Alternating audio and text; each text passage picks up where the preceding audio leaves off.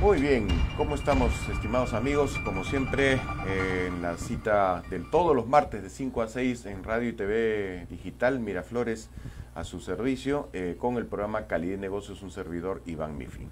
Y ahora, en nuestro programa de Calidad y Negocios tenemos un tema que tiene que ver fundamentalmente con las personas, con el desarrollo de los recursos humanos en las empresas. Y esto efectivamente es uno de los temas de lo que aborda la neurolingüística y que es uno de los principales,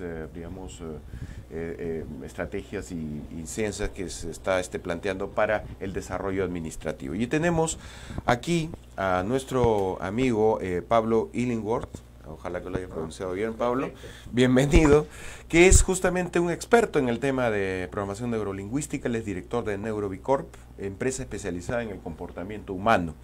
Y evidentemente este es uno de los ejes centrales de cualquier metodología que permita el desarrollo de la competitividad de las empresas. Bienvenido, Pablo, a Calidad y Negocios.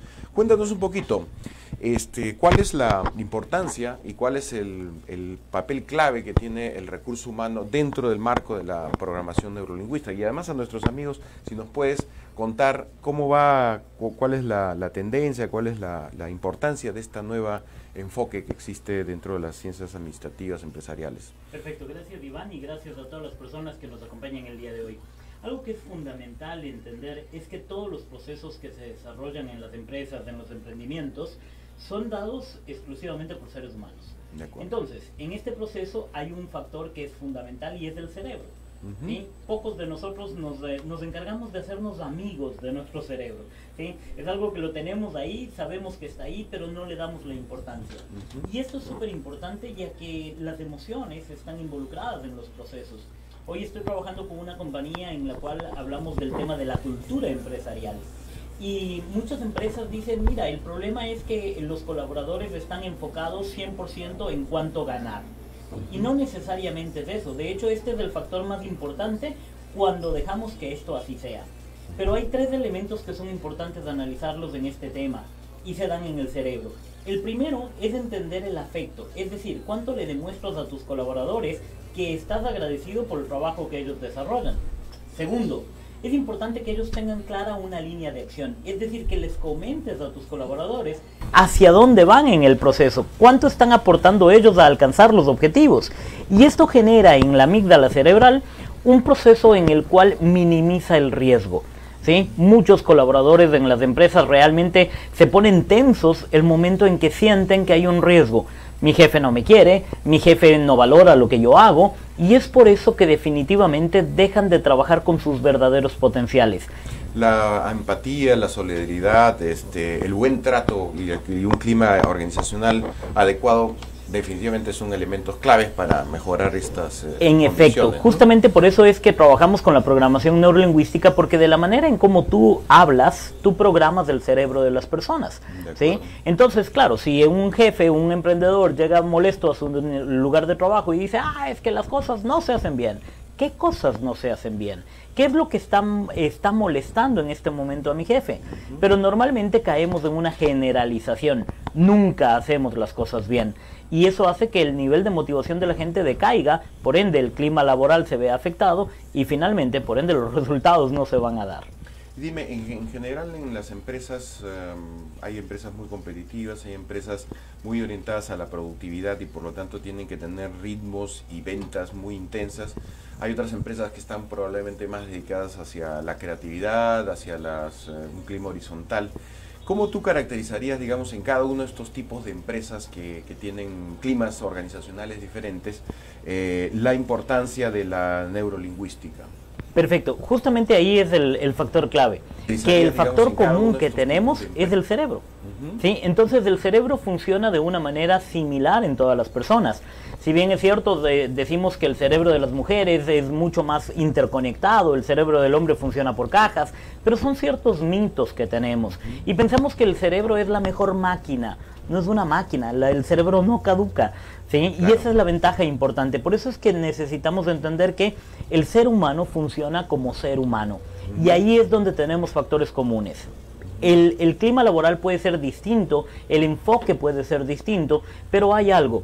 Si yo en este momento te amenazo de alguna manera, tu cerebro entra en supervivencia y por ende va a actuar de cierta manera. ¿Para qué? Para salir de esa situación de riesgo. Esta amenaza puede ser verbal, puede ser física, puede ser emocional. Entonces, ¿qué es lo que buscamos al trabajar con estas herramientas de programación neurolingüística? Que la gente sienta un espacio de apropiación, un espacio de sentirse parte de. En ese momento las amenazas disminuyen y por ende el resto de recursos van a estar enfocados hacia donde queremos realmente enfocarlos. Hay estilos, digamos, que complotan contra un buen clima organizacional, contra, digamos, una posibilidad de que la gente realmente se identifique con los objetivos y las visiones de la empresa, y hay otros que no, ¿no? En general creo que en Latinoamérica tenemos mucha tendencia, quizá porque las empresas son familiares y son pequeñas, a que haya un comportamiento más autoritario, o no, o es igual en todos lados. Bueno, ¿cómo lo ves tú? La verdad es que no necesariamente es por ser una empresa familiar. Ya. En Bolivia tuvimos un caso de una empresa familiar muy grande, en la cual el dueño los trataba a todos como hijos, ¿sí? Y claro, era muy estricto en las cosas, pero era muy permisivo en muchas otras cosas más.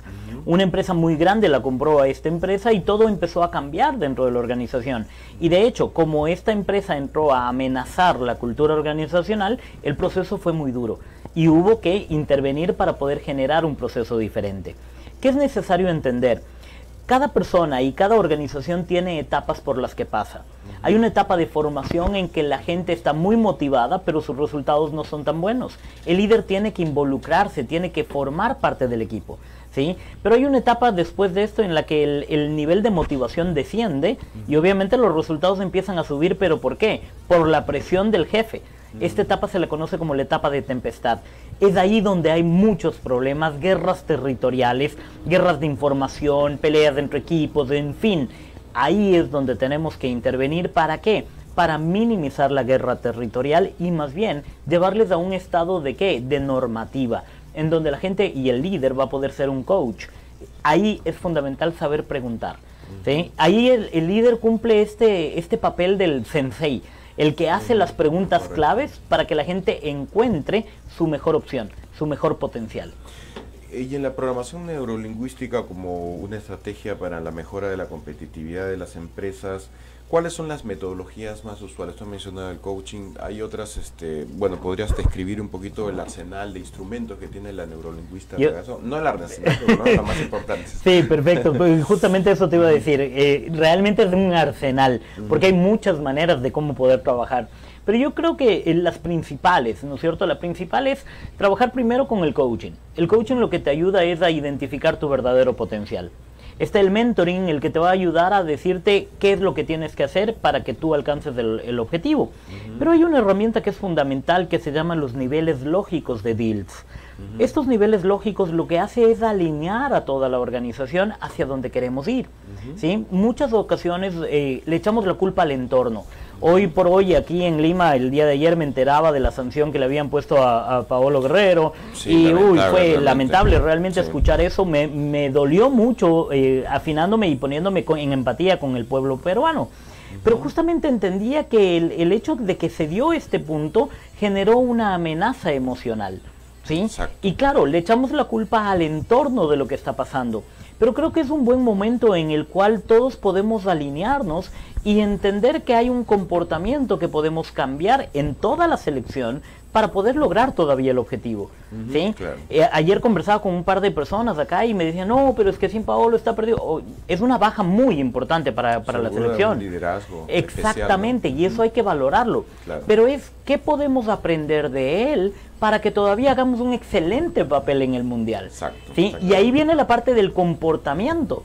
Pero no podemos cambiar el comportamiento si es que no hay la competencia, ¿sí? Y los niveles lógicos te dicen, ¿quieres cambiar la competencia? Hay que trabajar en la creencia. Ahí es fundamental, y esto lo puedo decir como pueblo ecuatoriano, ¿sí? Porque nosotros vivimos esto la primera vez que clasificamos al Mundial.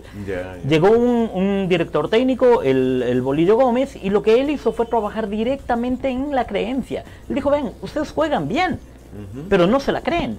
Claro. Y el momento en que trabajó en la creencia, no solo de la selección, sino de todo el pueblo, en ese momento las cosas empezaron a cambiar. Esa es la ventaja de los niveles lógicos. Qué interesante esto que tú mencionas, es decir, no basta con la competencia, porque realmente uno está concentrado en dar información, contenidos de carácter cognitivo a los recursos humanos para que mejoren sus capacidades, sus competencias, pero no en sus creencias, en estos saberes haceres que en algunos casos hay que dejar de hacer porque son comportamientos anticuados, equivocados, ¿no? Exactamente, y esto es súper importante. Yo tenía un socio anteriormente que él decía, ay Dios, que les eduque su papito. Pero ojo con esto, el generar un cambio en la creencia de las personas es parte del trabajo del líder. Claro, el líder tiene que ser ese factor motivacional y tiene que trabajar primero en sus creencias. Porque si él cree que no es responsabilidad de él trabajar en el ambiente y en el desarrollo de las personas, no va a pasar absolutamente nada. Y eso como el primer paso, digamos. Exactamente. Cambiar las creencias para modificar y producir el cambio que necesita. Pero para poder trabajar en las creencias es necesario generar identidad. Ajá. Y ese es el punto clave. ¿Qué tan identificado te sientes con tu organización, con tu emprendimiento? Y esto es súper importante. Hay mucha gente que empieza sus negocios, que emprende algo, pero cree que no va a poder hacer. Y de hecho no se identifica, ¿sí? Mientras más identidad generes, estás dispuesto a dar más por tu negocio, por tu emprendimiento. Por ende, tu creencia es que sí lo puedes hacer. Por ende, desarrollas competencias necesarias para comportarte como un excelente emprendedor. Y lo que hablábamos antes de arrancar, ¿no es cierto? Súper importante, muchos emprendedores creen que jamás llegarán a ser empresarios. O que, bueno, yo escogí ser emprendedor y ahí me voy a quedar. Ojo, el ser emprendedor es el primer paso que hay que dar para ser un gran empresario. Me escuchen, amigos, el ser emprendedor es el primer paso para ser empresario y por lo tanto hay que cambiar las creencias, ¿verdad, Pablo? Exactamente, y eso es justamente lo que nosotros hacemos en NeuroBicorp. Trabajamos a nivel tanto individual como organizacional para poder generar esos grandes cambios de las creencias en las personas. En una empresa grande donde hay una división del trabajo, incluso donde hay una gerencia de recursos humanos que no suele haber en todas las empresas medianas, digamos, no digo que es fácil, pero es, digamos, un tema donde existen cierta claridad de los roles de cada uno. Y claro, el área de recursos humanos, el área de ventas pueden ser los canales para hacer el cambio. Pero ¿qué pasa cuando tenemos una pequeña empresa familiar muy pequeñita que tiene 10 trabajadores? ¿Cómo es que ustedes podrían procesar los cambios? ¿Lo hacen a nivel de cada empresa individual o podría ser que haya 2 o 3 empresas que compartan una misma problemática? ¿Cómo lo harían en el caso de las micro y pequeñas empresas, que son pues la realidad de toda América Latina, ¿no? Exactamente. Y ese es un punto fundamental. No solo trabajamos con las grandes empresas, como dices, ahí esta organización, sino que también trabajamos con grupos de empresas. Las personas se juntan y dicen, mira, nosotros quisiéramos desarrollar esto, y trabajamos por giros de negocio. Entonces, esto es importante. ¿Por qué razón? Porque incluso empiezas a asociar, empiezas a hacer cadenas de servicio, empiezas a integrar empresas. Entonces, por decirte, yo tengo una empresa de manufactura, ¿sí? Y tengo 10 personas, pero tengo una persona que hace el delivery de los productos, la entrega de los productos. Ah, perfecto, entonces me asocio con ellos, trabajamos todos juntos en el proyecto y de esa manera empezamos a integrar. Generamos procesos de desarrollo corporativo, empezamos a integrar empresas, a desarrollar cadenas de valor, y eso es lo que nos permite definitivamente generar ese cambio en la mentalidad de las personas. Recuerda, no hay limitaciones. La única limitación que realmente puedes llegar a encontrar está en tu mente. ¿Por qué razón? Porque lo único que tienes que hacer es respirar profundo, saber hacia dónde quieres ir y vas a alcanzar tus objetivos rápidamente. Excelente, Pablo. Cuéntanos un poquito cómo podrían ubicar a NeuroBicorp y cómo podrían contactarse contigo para que puedan las empresas, tanto las grandes como las medianas. Podría ser también, no sé si ustedes han trabajado con algunas cooperativas o asociaciones de algún tipo, pero digamos para que te puedan ubicar todo este tipo de empresas que existen en el Perú. Sí, bueno, realmente este es nuestro segundo año en Perú como organización. Estamos ya 11 años en el Ecuador y en Latinoamérica. Hemos arrancado ahora en Perú. Y pues nos pueden encontrar a través de nuestras redes sociales como pnlesfera.com, que es una de las que manejamos la certificación en PNL. PNLesfera. pnlesfera.com. O nos pueden encontrar también en neurobicorp.com. ¿Sí? Perfecto. Esas son las maneras más fáciles de poder encontrarnos, o a través de nuestro perfil de LinkedIn, que es Pablo Illingworth o Javier Illingworth, que somos los dos directores de la organización. Ah, perfecto. Bueno, muy bien, muchísimas gracias Pablo, y ya saben amigos, la programación neurolingüística realmente les puede ayudar a mejorar los climas organizacionales, a desarrollar las competencias, a superar las creencias más habituales que a veces son la traba, son la inercia que impide el desarrollo de las empresas. Y bueno, hacemos un pequeño corte comercial en Calidad y Negocios. Muchas gracias.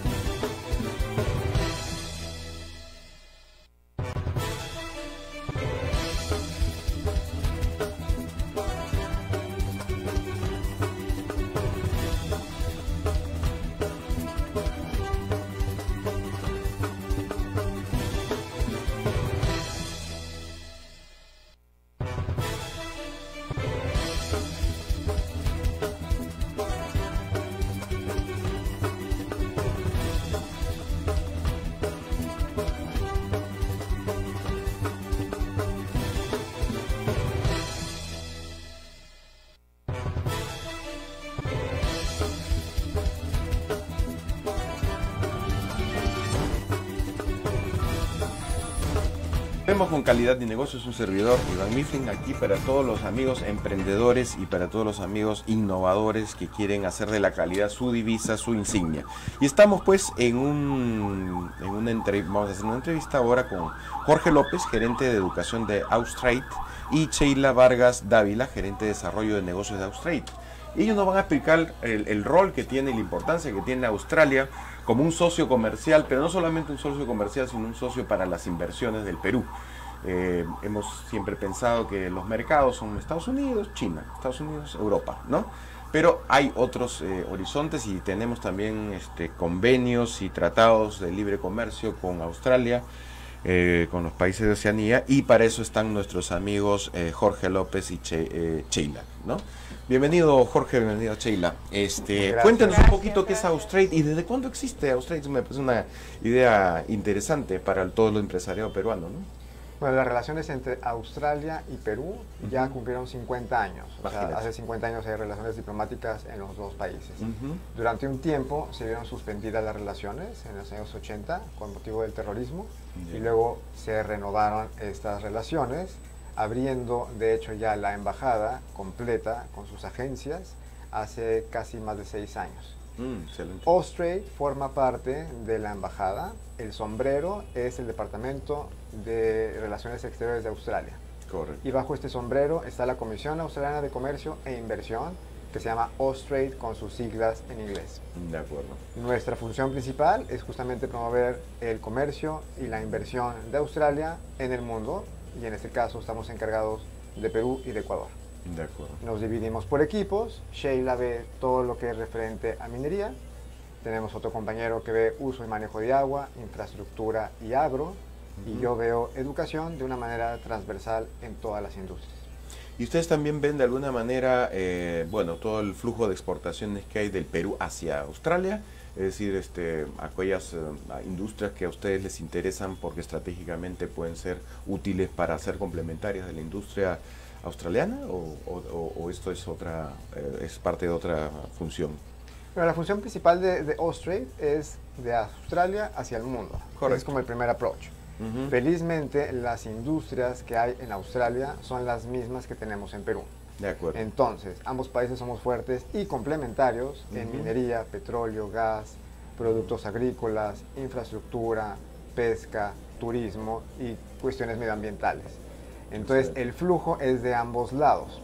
Obviamente que el nivel de interés se ha ido cultivando a lo largo del tiempo y es en distintos niveles, pero es de ambos lados. Ahora, como ministerio, que somos ministerio, nuestra función es promover la inversión de Australia hacia acá. Obviamente que ayudamos a nuestras contrapartes peruanas para hacer lo propio y obviamente ayudar en las negociaciones de cualquier cosa. Cuéntenos un poquito, no sé si Jorge o Sheila de repente, ¿cuáles son algunos de los datos y de las cifras de la importancia de en la balanza comercial, en la balanza de servicios, de la, digamos, de la presencia australiana en el Perú? Bueno, en lo que se refiere a productos, importaciones del Perú hacia Australia ha representado más o menos 378 millones de dólares australianos en el año fiscal 2016 y 2017, ¿no? No tenemos el año fiscal de enero a diciembre. A ver, para entender bien, importaciones dijiste desde Perú hacia Australia. Ah, ya, o sea, nuestras exportaciones para allá. Claro, lo que ya, Australia le perfecto. compra al Perú. Ya, perfecto. Digamos. Las importaciones australianas, que son las exportaciones peruanas. Ya, perfecto. Sí. Que nuestros amigos estén claritos. Sí, ya. Es fácil confundirse, ¿no? Eso Sí. fue 378 millones. Interesante. Y lo opuesto de Perú que le compró a Australia fue 58 millones. ¿no? Ah, caramba. O sea, hay toda una brecha interesante. Y supongo que, ¿cuáles son los rubros en los que hay más presencia de producción, exportación del Perú hacia Australia y a la inversa? Digamos, ¿qué es lo que nosotros requerimos de Australia? Bueno, en el caso de Perú, obviamente son más productos agrícolas, ¿no? De acuerdo. ¿No? ¿Como cuáles, por ejemplo? Por ejemplo, la palta. Están exportando palta, los cítricos, todas las familias de los berries, blueberries, arándanos.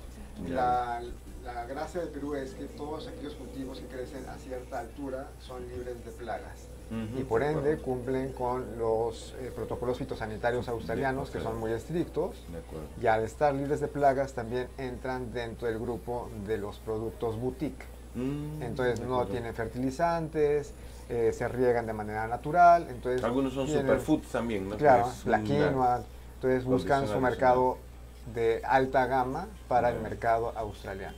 ¿Y cuál es la valoración en el imaginario del australiano promedio acerca de del Perú y de los productos? Supongo que también debe estar asociado con algunas imágenes que pueden alentar incluso el turismo, ¿no? Sí, eso se está trabajando. Ya. De hecho, como trabajamos bajo una figura que se llama The Whole of Government, o sea que todas las agencias trabajamos para la relación bilateral, hay programas conjuntos, por ejemplo, con la oficina del embajador, que es el Departamento de Relaciones Exteriores como tal. Entonces, a través de ellos, hacen programas de diplomacia pública para acercar a los dos países en ese imaginario. De acuerdo. Una forma de acercarlo fáctica y real es a través de las visas Work and Holiday. De manera que ambas partes, peruanos y australianos, pueden visitar el otro país trabajando y viajando para conocer el país. Entonces nuestros mejores promotores de Australia serán esos peruanos que se van a Australia, trabajan, visitan y regresan al Perú y hablan bien de Australia. Y viceversa. Y viceversa, claro. También los australianos que tienen una buena experiencia satisfactoria en turismo. Ahora, Australia es un país que tiene mucha tradición minera, una tradición también de trabajo en industrias extractivas, ¿no? Y acá, pues, en este sentido somos países bastante similares, igual que Canadá, que también tiene una presencia del sector extractivo. En términos de inversiones, entendemos también que Australia es un país inversionista importante, ¿no? No sé en qué lugar está, pero creo que estaba entre por lo menos los 5 primeros, me parece, ¿no? ¿Ustedes qué cifras tienen sobre la inversión australiana en el Perú? Bueno, como lo has dicho, ¿no? Australia también comparte con el Perú el tema de ser país minero, ¿no? Claro. En el caso de Australia son más de 200 años de experiencia en el tema de minería, ¿no? Actualmente las inversiones que hay en Australia en el Perú representan más o menos 5.000 millones de dólares. Wow. ¿no? Claro que eso está dividido en varias industrias, pero obviamente es mayoritariamente en temas de minería. De minería, correcto. ¿Cuáles son los buques insignia de la minería australiana o de la inversión minera de Australia en el Perú, más o menos? Bueno, tenemos la presencia de Río Tinto, correcto, por ejemplo. También está ¿Río Tinto en la granja o en otros...? En todas sus operaciones. También tenemos BHP Billiton o BHP, que tiene el 30% de antamina, ¿no? También tenemos a MMG, que si bien tiene es China, también tiene parte australiana y la gerencia es australiana. Sí, eso te iba a decir, que yo conocí a los gerentes australianos, efectivamente, las claro, Bambas. Que parece que fuera muchas veces australiano, porque la central de la minera está en Melbourne, ¿no? Yo incluso trabajé allá. Ah, mira. Bueno, entonces, perdón, sí, por favor, las insignias, yo creo que es súper importante, como empezaste a decir, que habitualmente el peruano inversor ve a Estados Unidos o Canadá. En los últimos años había 10 empresas australianas y ahora vamos por la 90 y tantos, ¿no? 93, aquí en el Perú. Claro, más o menos ya tenemos 90 empresas australianas que tienen presencia en el Perú, otra vez en varios rubros, pero mayoritariamente mineros, ¿no? Por ejemplo, Ausenco. ¿No? Ausenco es las empresas que es de construcción para operaciones de minería. O sea, en la cadena también de valor de la minería. Claro, hay otras empresas como Orica, por ejemplo, que es otra empresa que se dedica al tema de explosivos, que también es australiana, y Austin Engineers, etcétera, que está invirtiendo más o menos $12 millones en Arequipa para poner una planta en tema de repuestos. Claro. Entonces, sí, hemos visto bastante movilidad de las empresas australianas. Y es interesante porque creo que también los estándares de sostenibilidad, ¿no?, en términos ambientales, laborales, comunitarios, son bastante altos de las empresas australianas, ¿no? Por lo menos es lo que he visto de algunas, bueno, Río Tinto, bueno, MMG y todo eso son empresas con muchos estándares muy altos, ¿no? Claro, dentro de las insignias son justamente la seguridad. De hecho, la mejor manera de que la industria se vende, tanto en las juniors, que son las exploradoras, las MEDs, que es la proveeduría, y luego las grandes administradoras como MMG, son la seguridad. O sea, toda la minería va en torno a cuidar a las personas como usuarios, como parte de minería sustentable. Exactamente. Entonces tienen el récord que en los últimos 15 años no ha habido un muerto en faena minera, por ejemplo. Supongo que por eso los chinos se aliaron con los australianos para hacer operaciones grandes, ¿no? Porque, bueno, no voy a opinar sobre las operaciones de otras empresas, pero... y en otros rubros, digamos, donde exista no industria extractiva, sino industria con valor agregado, manufactura o, por ejemplo, servicios con valor agregado, tecnologías de información que se habla, ¿qué tal? ¿Cómo andamos en términos de la relación entre Perú y Australia? Bueno, yo creo que a través del TLC, justamente uno de los rubros que se abren es el intercambio de maquinaria, de servicios y de tecnología. ¿Tecnología en minería o en general tecnologías en varios otros rubros? No, en general. De hecho, a través de, yo veo educación, pero la educación no se ve como nada más irte a aprender inglés. La educación se ve como innovación y sobre todo la ciencia aplicada.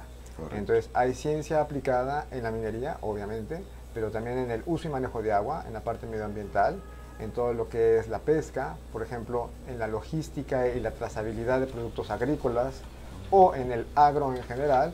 Por ejemplo, algo que estamos empezando a hacer acá es atacar a la mosca de la fruta a través de tecnología aplicada hecha en Australia.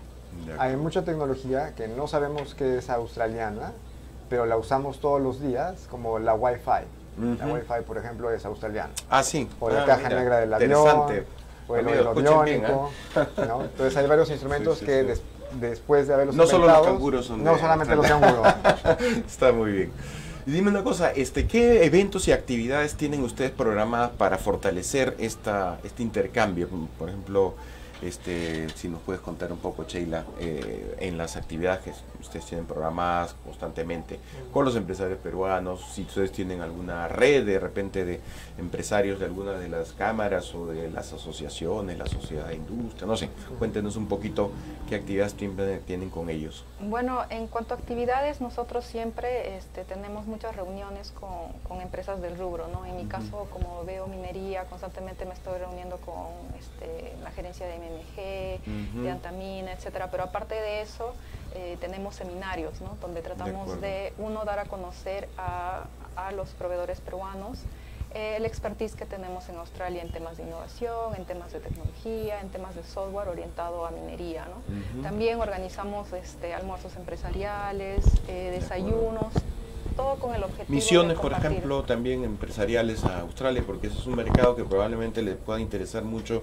a los empresarios peruanos y posiblemente no tengan la información suficiente, ¿no? Como están también pensando en estas cosas, en misiones. Sí, por ejemplo, recientemente recibimos la visita de la delegación australiana vinieron más o menos 7 proveedores australianos del rubro minero, ¿no? En Australia hay una organización, ¿no? Es muy parecido al SNPI, ¿no? A la Sociedad de Minería, donde todos los proveedores, que son más o menos 350 proveedores del rubro minero, organizaron una delegación para que vengan a visitar al Perú, ¿no? Vinieron 7 proveedores. Entonces lo que hacemos, uno es que se encuentren organizamos cócteles, por ejemplo, para que ellos puedan conocer a personas del rubro minero y poder ingresar al mercado. Y hacemos agendas de contenido para aquellos peruanos o organismos peruanos que quieran ir a Australia. De acuerdo. Por ejemplo, en el campo de la educación, cuando quieren aprender algo sobre la educación australiana, se puede hacer una agenda de contenido para que conozcan a sus contrapartes, tanto públicas como privadas o gobierno, y haya este intercambio. Tenemos una cámara de comercio. ¿Puedes profundizar este tema de la educación que me parece interesante? Es decir, ustedes buscan que miembros de la comunidad empresarial o también de la comunidad académica vayan a Australia. Claro, se ve la parte de la academia, la iniciativa privada y el gobierno. Correcto. Siempre se trabaja invitando a los 3 sectores. De acuerdo. Porque los 3 sectores tienen el mismo problema, pero distinta óptica. Y en Australia, uno de los ejercicios que tratan de hacer es atacar un problema con los 3 sectores. De acuerdo. Entonces acá replicamos el mismo esquema. La triple hélice que le llaman a veces de la innovación, ¿no? La combinación de academia, Estado y empresa. Claro. Entonces yo me acerco a la academia, pero también a la iniciativa privada y al gobierno. Por ejemplo, queremos fortalecer el marco de entrenamiento de educación técnica peruana. Creemos que tenemos un match lógico en las industrias. Entonces tenemos que cooperar con el gobierno peruano en su marco de cualificaciones, tenemos que trabajar con la iniciativa privada que ya tiene institutos técnicos y tenemos que ver aquellos que están abriendo institutos técnicos en el Perú. Pero de nada sirve si no conversamos con la industria, que nos digan qué necesitan y cómo quieren fortalecer la fuerza laboral. Entonces trabajamos con los 3 e idealmente o vamos a Australia o traemos gente de Australia que puede enriquecer la experiencia acá en el Perú. Entonces hacen, por ejemplo, formación de formadores en áreas técnicas muy especializadas para mejorar las competencias, las habilidades del mando medio técnico, digamos, profesional de ciertas industrias. ¿En qué industrias están concentrando más, digamos, y ustedes ven demandas de necesidades de formación en el Perú? O sea, actualmente nuestro fuerte es la minería. De acuerdo. Y en la minería hemos hecho ya trabajos, no solamente de entrenamiento, sino también de investigación aplicada. Por ejemplo, con una universidad privada de Perú hicimos un curso de cierre de minas. Habitualmente no se sabe cerrar una mina. Y se trajo expertos de Australia, hicieron un cierre de mina in situ con esta universidad y luego se hizo un documento que se compartió con el gobierno. De acuerdo. De manera que se deja valor agregado también en este tipo de transferencia de capacidades. Viceversa también se puede hacer. De acuerdo. Y en estas, por ejemplo, en este campo de la formación de digamos, de los perfiles profesionales de la cadena de la minería, ustedes también, digamos, están considerando todo el ciclo de vida de la minería, desde la exploración, la construcción, la explotación, hasta el cierre. O sea, no solamente, supongo que no solamente el cierre. No, el planeamiento se hace desde el inicio hasta el cierre y post-cierre, porque después del cierre pueden venir también problemas. Claro. Entonces se ve toda la cadena y el entrenamiento y la investigación aplicada de toda la cadena productiva, en este caso de la minería, pero también del agro o de la pesca o de otras industrias. Ahora que he mencionado la pesca, ¿qué tanto hay en intercambio entre Perú y Australia respecto al tema de pesca en términos tecnológicos, pero también en términos de industrias, aceite, harina, pescado, que somos nosotros grandes productores, ¿no? En esa parte nos parece que es súper incipiente, se han hecho cosas más en la parte de ciencia aplicada, porque compartimos la corriente de Humboldt. Entonces, ciertos problemas literalmente marinos los compartimos. El intercambio comercial ahora se va a fortalecer con el TLC y podría ser, por ejemplo, la harina de pescado. De acuerdo, de acuerdo. ¿Y cuáles han sido los puntos más críticos en el TLC entre Australia y el Perú? Los puntos que han generado, que han causado chispas para ambos. Pues yo creo que más que controversias, se aprendió de ambas partes cómo verse como pares, porque muchas veces se ve la economía australiana muy grande y la peruana pudiera verse pequeña. Sin embargo, Australia compara el tamaño de la economía peruana con la de Vietnam. Y Vietnam es un socio estratégico para Australia. Entonces aprendieron a ver por qué no Perú va a ser estratégico también y viceversa. Entonces los negociadores peruanos creemos que también aprendieron a que no estamos tan lejos. Claro. Estamos en el centro, no tan lejos del mundo. Entonces hubo más aprendizaje. Obvio que hay algunos capítulos que toman más tiempo de negociar, pero felizmente muchos de los rublos negociados formaban parte también del TPP, de manera que fue más fácil negociar y cerrar y concretar el TLC que se firmó el 12 de febrero.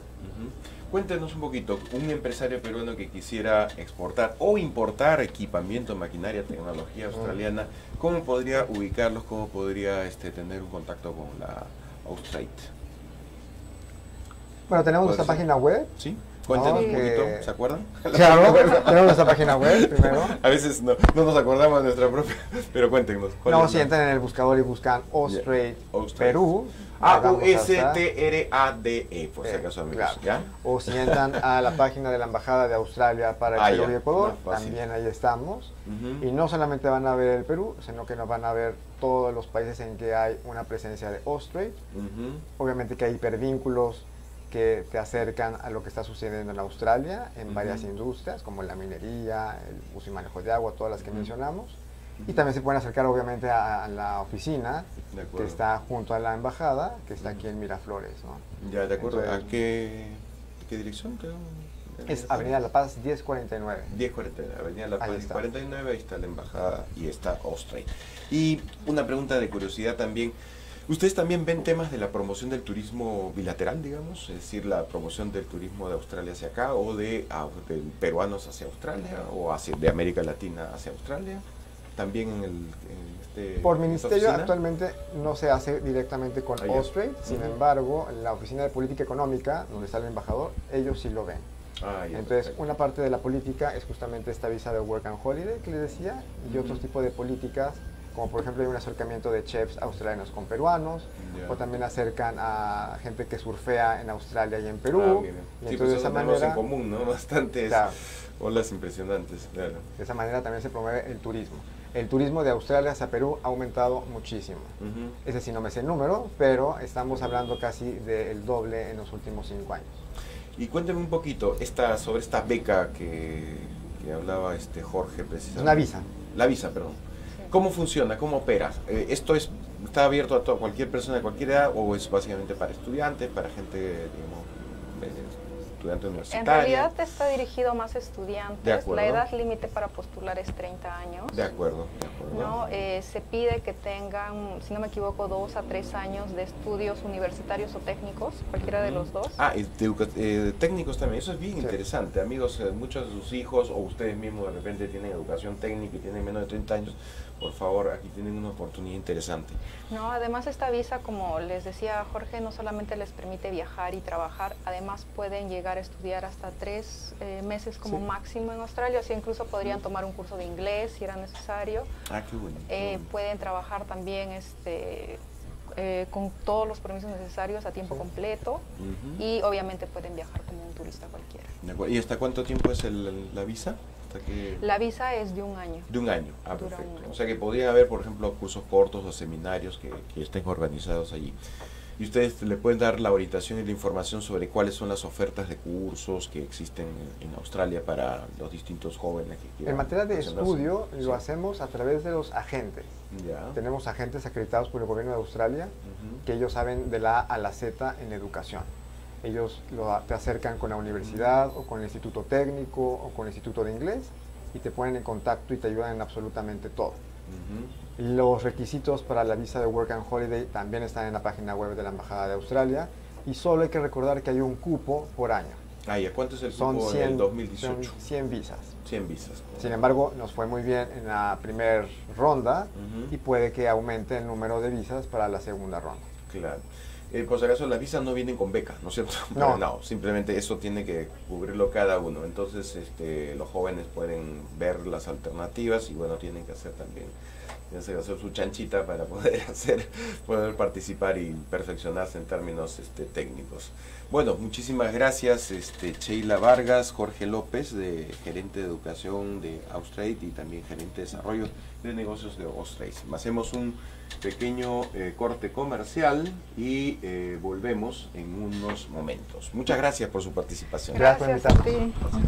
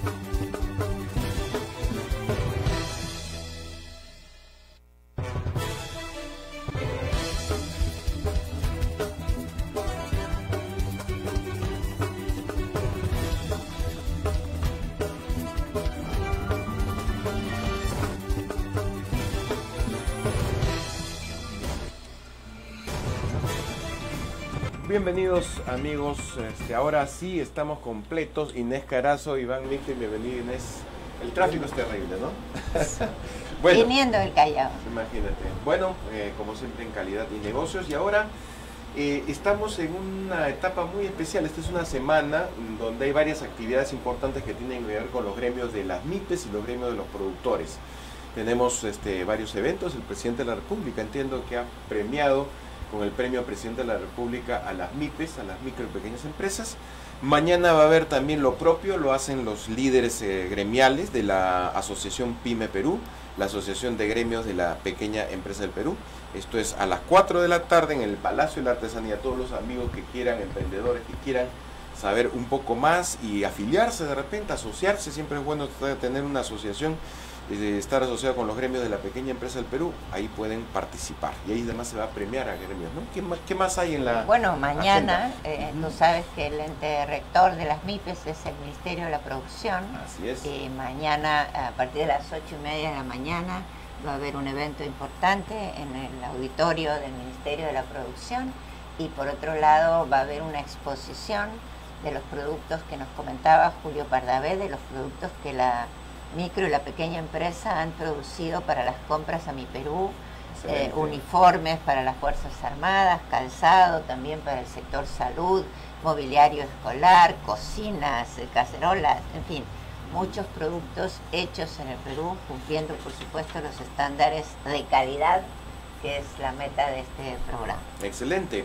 Y además, siguiendo con nuestros gremios, tenemos aquí al representante de uno de los gremios más importantes del sector cafetalero, que es la Cámara Peruana del Café y Cacao, que hacen también un evento con mucha tradición, que es la Convención Nacional del Café, y que se va a realizar precisamente ahora también, esta semana, el jueves 17 y el viernes 18. Bienvenido, David González, gerente coordinador de la Cámara Peruana del Café y Cacao. Bienvenido, David, ¿cómo estás? Buenas tardes, Iván, buenas tardes, Inés, gracias por la invitación. Y sí, pues seguimos en una semana en la cual los gremios están comenzando a hacer actividades, a difundir su trabajo, y en el caso particular de nosotros, nuestra 21 convención trata también de quizás tocar unas MIPES que en el sector café no se habla mucho, y son las cafeterías. Exacto. Uno de los eventos centrales que vamos a tener es la premiación del primer concurso de cafeterías de Lima. Y la mayoría de las cafeterías en realidad son esfuerzos de mucha pasión, mucha calidad y mucha entrega de personas que se ponen altos estándares para también tener una demanda muy especializada. Es muy interesante porque ustedes, digamos, son la Cámara representa un sector muy valioso, muy importante, de los que han sido pioneros en las exportaciones del café para el mundo, pero poco se pensaba en el café para el consumidor peruano, ¿no? Bueno, pero tenemos estándares de consumo de café por habitante bajos. Bajos, exactamente. Considerando que el café es un producto que nadie considera dañino, claro, todo en exceso puede ser dañino, claro. Pero 3, 4 tazas de café en determinados horarios son buenos. Por eso es interesante, digo, de que a pesar de que son, no a pesar, sino justamente siendo un gremio exportador, ¿no es cierto?, se hayan dedicado también a las cafeterías. Cuéntanos un poquito cómo están incursionando para promover el sector de cafeterías peruanas. Ok, voy a un poco responder también a Inés. O sea, nosotros hemos visto que el tema central es la sostenibilidad de la cadena. Ya hemos seccionado tres retos: el reto institucional, el reto de la producción y sobre todo el reto del consumo. O sea, un país cafetalero tiene que tomar café y eso pasa por promover el consumo dentro y fuera del hogar. Entonces, lo que uno ve en los últimos años es que el consumo fuera del hogar está aumentando sustancialmente. Y obviamente es el consumo más caro, ¿verdad? Porque uno paga no solamente por la tasa, sino por la experiencia general que te brinda todo el ambiente. Y es una primera buena puerta de entrada para ser un consumidor de café. Entonces, lo que nosotros estamos promoviendo ahí es premiar aquellas cafeterías o lugares donde se vende café. Se calcula que en Lima habrá hoy en día unos 1.500 sitios donde hay una máquina de expreso. O sea, ya te puedes tomar un buen café, y se estima que al 2021 probablemente estemos hablando de 3.000 puntos donde se pueda ver. Pero son puntos en los cuales no siempre ha habido una comparación objetiva de cuál es mejor o el otro. Justamente la carencia de estándares de calidad hacía que la valoración de las cafeterías sea subjetiva. Subjetiva porque no conozco otra o porque no tenía los estándares. Nosotros, en coordinación con Le Cordon Bleu, establecimos 48 parámetros para la evaluación. Qué bueno. Entonces, de las cafeterías. De las cafeterías. O sea, hay que distinguir, amigos, televidentes y radioescuchas, que la calidad del café en taza es diferente a la calidad de la cafetería. Pero cuéntanos un poquito el antecedente, que es precisamente la calidad de taza, para luego llegar a la calidad del café. O de la cafetería. O de la cafetería. En realidad es bien complejo, porque de un lado uno puede evaluar la calidad del café. Correcto. O sea, el origen del café, el puntaje de taza del café, la acidez, la textura, que son propiedades del fruto y el proceso del fruto. Digamos, eso nosotros lo hemos puesto 30% de la nota. Lo siguiente que yo he aprendido en esta etapa es lo crítico, es el tostado y la preparación del café, que es la labor del barista. O sea, una vez que yo recibo el café, según como lo voy a preparar, tiene que tener un tostado. Un café gota a gota tiene un tostado distinto que un expreso o que otros métodos, y un molido distinto. Y de ahí la preparación y servir, que es la labor del barista. Eso es otro 30% que también estamos con 7 parámetros evaluando. Y de ahí sigue lo que es la experiencia, porque en Lima, eso nos parece muy interesante, hay mucha pasión por el café. Y no estamos hablando de pocos lugares, hemos llegado a contar hasta 100 lugares donde la ambientación, los mensajes, digamos, la preparación de los baristas o la gente que te atiende es de alta calidad. Hace 30 años, efectivamente, el café del Haití era, ¿no? Y bueno, es una cafetería muy importante, pero no es lo único. Hace 38 que llegué al Perú y eran en los 2 Haitís. Nada más, pues, casi no había otros cafés. y en la casa suiza. Ya, la tiendecita sí, suiza. En la tiendecita. Y en algunos restaurantes, pero tenías que comer, no te dejaban entrar a tomar una taza de café. Y como tú dices, es una experiencia de convivencia, y efectivamente los baristas, tengo prohibido mencionar ahora aquellas a las que concurro, pero también tienen pasión en lo que te explican, pasión en decirte de dónde proviene el café. Es bien interesante. Claro. Cuéntanos. Y lo que nosotros hemos aprovechado es que son en realidad segmentos muy competitivos. La evaluación de la calidad del café tiene parámetros internacionales de acuerdo a la SCA, los baristas de acuerdo al World Barista. Cada uno tiene, y nosotros lo que hemos aportado para hacer una evaluación más completa es tener variables para medir la ambientación, el servicio, el mensaje con el que te logran captar. Hay consumidores que tendrán preferencias de un tipo de café, de un tipo de origen, de un tipo de certificación. Y finalmente con Le Cordon le pusimos un 20% a lo que es la calidad y atención. Excelente, eso es muy importante. Entonces, que es dicotómico, ¿verdad? No te pueden servir el café frío, tiene que tener un orden, una limpieza, porque de nada sirve todo lo anterior si es que no hay una calidad de atención y servicio para un cliente que además paga por una taza de café entre 5 y 12 o 15 soles. Y en algunos restaurantes te atienden muy bien, y cuando tú pides el café antes de irte te tardan un montón, y eso tampoco está bien. Claro. Sí, de hecho uno de los restaurantes que tuvo una evaluación negativa fue por lo que tú acabas de decir.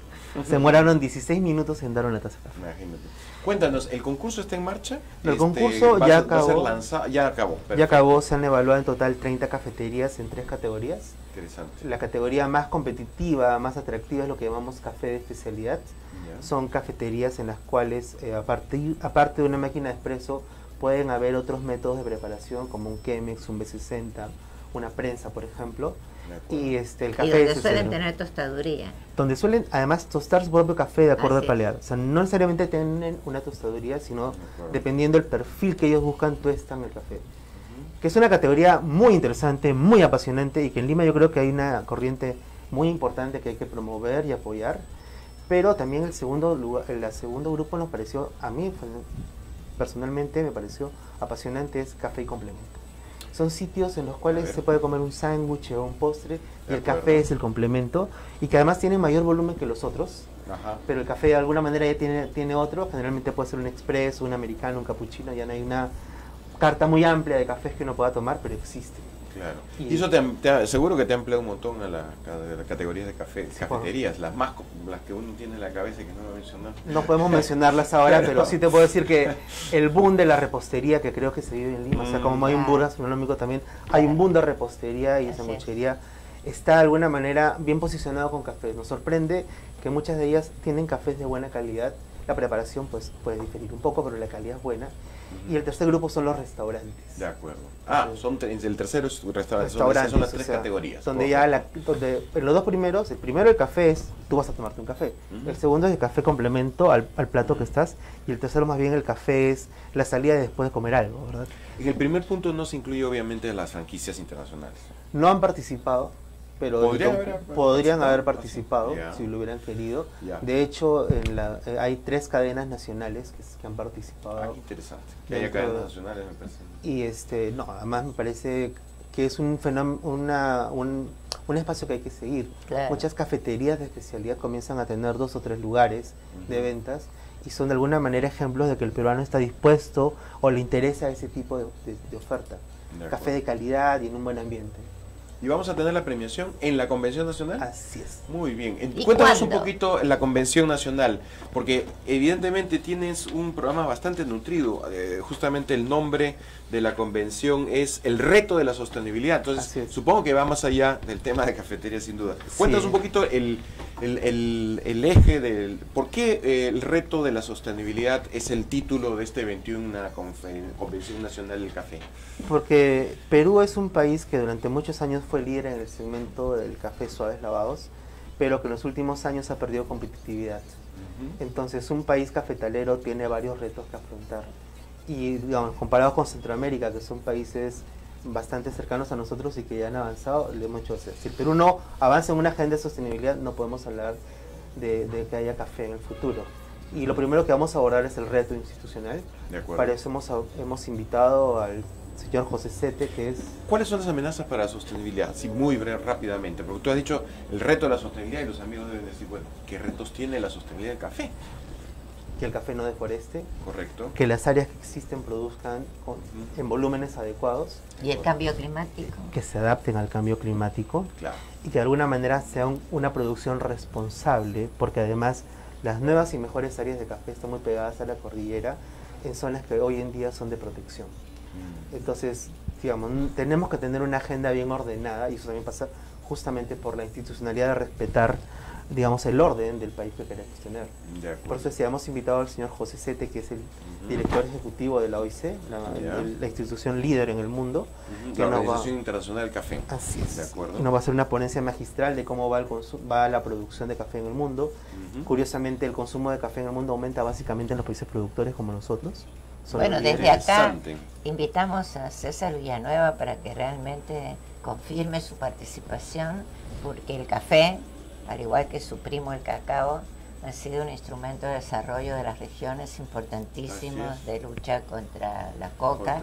Entonces, ojalá el premier, que ha promovido tanto como presidente regional el cacao, nos acompañe en esta reunión. El presidente de la República nos acompañó en el lanzamiento de la tasa de excelencia cuando no era presidente, así que seguramente mantendrá su afición por el café. Esperemos que sí, es un compromiso con toda la cadena. Además, el San Martín es una de las zonas productoras más importantes, que fue la región que presidió el presidente del Consejo de Ministros, ¿no? Así es.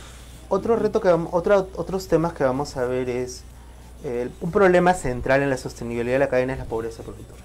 De acuerdo. O sea, cada vez se le exige mayor productividad o mayor compromiso ambiental a un productor que no tiene condiciones de vida adecuadas en cadenas que están moviendo 700, 600, 800, o han llegado hasta 1.500 millones de dólares. Entonces ahí estamos proponiendo justamente con la gente de COSUDE cuáles son los mejores modelos de alianza público-privada para que el volumen de negocio se traduzca en calidad de vida para los productores. Bueno, pero esto también tiene que ver con la sostenibilidad, porque si no la gente va a migrar o a otros lugares o a otros productos que no son tan importantes. Cuéntanos un poquito más, y finalmente aquí hay también otros retos de temas transversales, la migración de los jóvenes del campo hacia las ciudades. Esto también pone en peligro no solo el café, ¿no? pero fundamentalmente el café y el cacao, ¿no? Sí, estamos atendiendo, en realidad son 20 temas en total. Hay temas, yo rescataría quizás para resumir dos que me parecen importantes. Uno es el reto del consumo, pero mirado también desde el lado de las políticas públicas. Y entonces hemos invitado a Nathan Harkovich de la Asociación Brasileña de la Industria del Café. Brasil ha triplicado su consumo en los últimos 35 años a partir de una serie de medidas de políticas. Justamente es el mayor consumo por habitante en Latinoamérica. Exactamente, es el segundo después de Estados Unidos a nivel mundial, y eso ha sido fruto justamente de políticas que han orientado a brindarle al consumidor confianza sobre la calidad del producto que está tomando. Nathan nos va a contar esa historia. Y no es café soluble, digamos, que bueno, es respetable, por supuesto, el café en lata, en fin, que consumen muchos peruanos, porque es la mayoría de los consumidores, pero no curiosamente ese es el otro tema. Nosotros vamos a abordar el tema del consumo del café también desde los números. Créeme que hay mucha controversia porque hay muchos lugares comunes, pero poca información sólida sobre cómo tomamos café. Yo personalmente he tomado mi café gota a gota, como crecí. Claro. Yo conozco pocos lugares en los cuales se toman otros métodos, pero sí hemos discutido mucho de que ese número, como bien decía Inés, está en duda. Correcto. El peruano probablemente toma más y se toma más diversificado de lo que uno imagina. O sea, no en vano encuentras hoy día varias más marcas de café, ya sea en grano o molido. Efectivamente, los supermercados son una feria realmente de cafés de todas las regiones del país, ¿no? Así, tú tienes muchas opciones de cafés locales, internacionales, y yo creo que eso responde justamente a un mayor consumo en esos niveles. Lo mismo pasa con el chocolate. De hecho, vamos a presentar el caso de Ignato, que me parece valioso porque antes se suponía que el peruano no estaba dispuesto a comprar chocolate de alto contenido de cacao, porque era muy amargo o porque no tenía dinero, pero sin embargo el caso de Ignato del Grupo Romero nos demuestra, sí hay consumidores dispuestos y es un chocolate de alguna manera preferido por encima de otros. Claro, y es fino de aroma, digamos, tiene características sensoriales especiales. Es un chocolate más puro, además tiene el placer del café y el placer del cacao. Efectivamente son primos hermanos, tienen que ver con una zona que ha sido priorizada en el discurso del Premier, que es la Amazonía. La mayor parte de los cafés están en estas zonas. Bueno, Amazonía de Puno, la zona más de selva, incluso en Canchaque, en Piura. Y efectivamente, lamentablemente, muchas de estas zonas todavía tienen niveles de pobreza. Exactamente. Y hablando de la migración de los jóvenes, es importante que algunos de los jóvenes que han migrado ahora son líderes de las cafeterías que tú acabas de mencionar. ¿No? Hijos de productores incluso. Tenemos que irnos. Sí, tenemos a tomar café. A tomar café. Bueno, efectivamente la Convención Nacional probablemente ya debe estar repleta, porque a estas alturas debe estar... Todavía podemos invitar a la gente, es en el Hotel José Antonio. Ya, pero pues, tienen que comunicarse con la Cámara, ¿no es cierto? Tienen que inscribirse en nuestro sitio web, ahí se puede hacer. Puedes decirla al sitio web. Es www.camcafe.com, ¿no es cierto? .p. Ya, perfecto. No se olvide. Pueden, perdón, camcafeperu.com.p. Ya pueden hablar directamente con la Cámara en la página web de la Cámara Peruana del Café y Cacao. Y bueno, hasta aquí hemos llegado. Y por supuesto que sí. Bueno, Inés, nos despedimos. Gracias, David, por tu participación. Iván, gracias, Inés. Y nos vamos pues hasta el próximo martes de 5 a 6 en su cita con la calidad y los negocios. Bueno, y espero que las mamás hayan pasado un lindo día, ¿verdad? Día de la Madre. La joroba, Inés, por el He tomado café para el Día de la Listo. Madre. Muy bien, hasta luego, amigos. Nos vemos.